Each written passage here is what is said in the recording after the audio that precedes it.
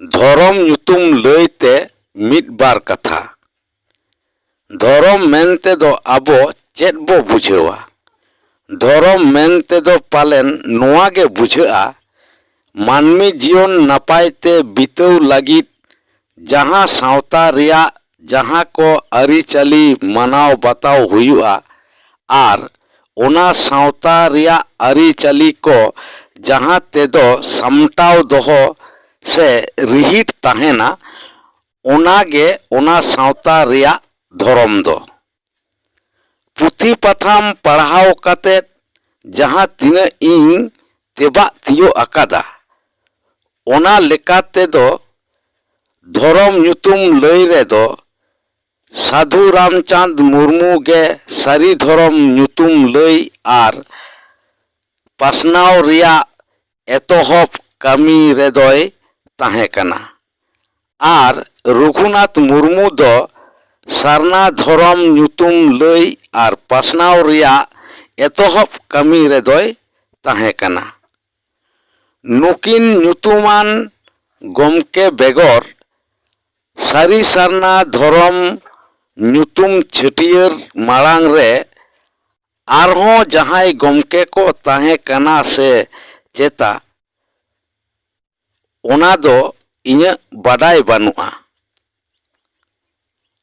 ओनाते इन्या मेन तिया दो नोआगे जेलेका कामी लगित ते कामी होड़ रिया लक्ति मिनाआ उनकागे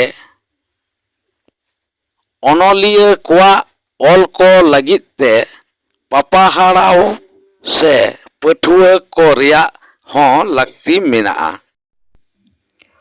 ओना लेकाते गुरु गमके पंडित रघुनाथ मुर्मू आबुआ पारसी बंचाव लगित चिकी से आखरे तैयार आकाट बोना आर उनकागे कवि गुरु साधु रामचंद मुर्मू दो पारसी चर्चाव हर डाहारे उदु आकाट बोना।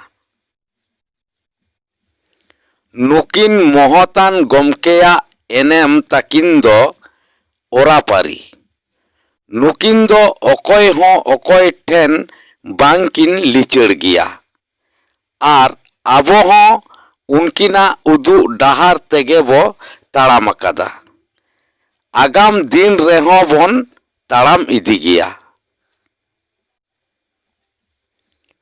ओनाते इन्या हुदिस तिदुኝ मेना नुकिन बानार मोहतान गमके ताकिना एनेम जाय जुग जियो दोहय लगिते आबो तालारे बांग एपेर हेंडे बांग रेपेज रापाचा कातेत गमके किना धोरम ᱧᱩᱛᱩᱢ छटियर आकाट लेकाते आबो आदिवासी कोआ धोरम ᱧᱩᱛᱩᱢ दो सारी सारना गे हुयु लक्ति कना मेनते इंग दुኝ मोनेया।